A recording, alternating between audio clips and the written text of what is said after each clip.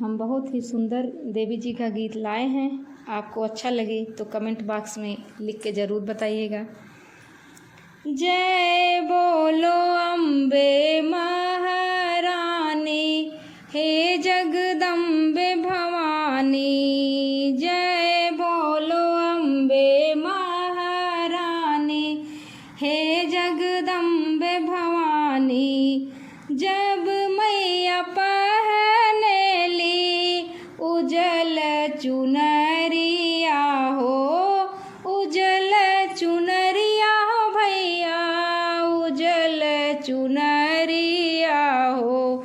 धैली शारदा के रूप हो, जय अम्बे भवानी। जय बोलो अम्बे महारानी, हे जगदम्बे भवानी। जब मैया पहने ली लाली चुनरिया हो, धैली भगवती के रूप हो, जय अम्बे भवानी।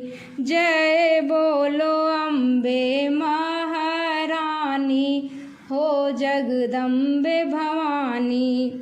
जब मैया करेली शेर की सवारी हो, जब मैया करेली शेर की सवारी हो, धैली दुर्गा के रूप हो, जय अम्बे भवानी। जय बोलो अम्बे महारानी, हे जगदम्बे भवानी।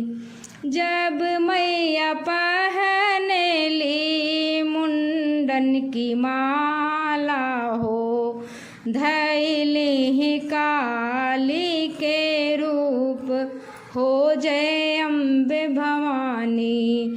जय बोलो अम्बे महारानी, हे जगदम्बे भवानी। जय माता दी।